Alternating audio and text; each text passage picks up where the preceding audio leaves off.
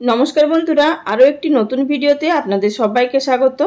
आज आमी आपनादेर तैरी करे देखाबो एकटी दुर्दान्त स्वादेर लस्सी रेसिपि। और এই অতিরিক্ত গরমের সময় পুদিনা আর টক দই আমাদের শরীরের পক্ষে কতটা উপকারী সেটা আপনারা প্রত্যেকেই সবাই জানেন। আর এই দুইয়ের মেলবন্ধনে আজ আমি আপনাদের তৈরি করে দেখাবো পুদিনা লস্যি, যেটা কি খেতে ভীষণই চটপটা হয়। আর এই লস্যি যদি আপনি কারোকে একবার বানিয়ে খাওয়ান, সে আপনার কাছে বারবার রিকোয়েস্ট করবে লস্যি খাওয়ার। চলুন তাহলে শুরু করা যাক আজকের এই ভিডিওটি। সবার প্রথমে আমি এখানে একটি গ্রাইন্ডিং জারের মধ্যে নিয়ে নিলাম 200 গ্রাম টক দই। এখানে যে টক দইটা ব্যবহার করছি এটি কিন্তু প্যাকেটের টক দই আমি এখানে ব্যবহার করলাম। আপনারা চাইলে ঘরে পাতা টক দইও ব্যবহার করতে পারেন। দিয়ে দিলাম 1 মুঠো পরিমাণ ফ্রেশ পুদিনা পাতা।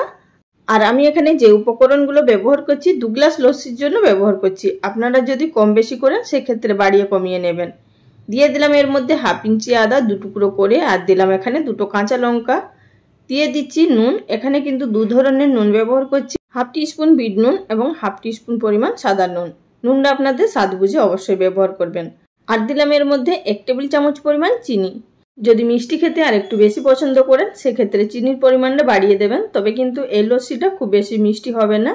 দিলাম 1 টিস্পুন পরিমাণ চাট মশলা, আর দিয়ে দিলাম যে বাটির মধ্যে দই নিয়েছিলাম সেই বাটিটা ধুয়ে 1/2 বাটির মতো জল। আর দিলাম এখানে পরিমাণ মতো বরফ। আপনারা যতটা ঠান্ডা খেতে পছন্দ করবেন সেই অনুযায়ী বরফ নেবেন। আমি এখানে 7 থেকে 8টা বরফের কিউব ব্যবহার করেছি। এবার এই সমস্ত উপকরণগুলোকে খুব ভালোভাবে আমাদের গ্রাইন্ড করে নিতে হবে। তো আমার এখানে গ্রাইন্ড করে নেওয়া হয়ে গেছে। এবার আমি অপর দিকে নিয়েছি 2টো মাটির গ্লাস। এবার এই গ্লাসের মধ্যে ঢেলে দেব তৈরি করে রাখা লস্যি। লস্যিটা আপনারা দেখেই বুঝতে পাচ্ছেন যে এই লস্যি খেতে কতটা টেস্ট হবে। আর যা যা উপকরণের মধ্যে দেওয়া হয়েছে তাতে তো কিন্তু অটোমেটিক টেস্ট হবেই। আর উপর থেকে আমি কিছুটা গার্নিশ করে দিচ্ছি পুদিনা পাতা দিয়ে। এই অতিরিক্ত গরমের সময় যদি এরকম ঠান্ডা ঠান্ডা 1 গ্লাস লস্যি পাওয়া যায় তাহলে তার কোনো কথাই নেই, প্রাণ একেবারে জুড়িয়ে যাবে। তাহলে বন্ধুরা আপনারা আর দেরি না করে আপনারাও বাড়িতে ঝটপট বানিয়ে ফেলুন এই পুদিনা লস্যি। আর খেয়ে আমাকে কমেন্ট করে জানাবেন আপনাদের কেমন লেগেছে।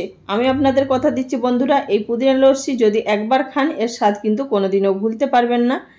এটা এতটাই টেস্ট হয়, বাচ্চা থেকে বড় সকলেই খুবই পছন্দ করবে। আর আমার আজকের এই ভিডিওটি যদি আপনাদের ভালো লেগে থাকে অবশ্যই লাইক কমেন্ট করে জানাবেন। আজ এই পর্যন্ত, আগামী দিন কোনো এক নতুন রেসিপি নিয়ে হাজির হয়ে যাব। ততক্ষণ সবাই ভালো থাকবেন, ধন্যবাদ।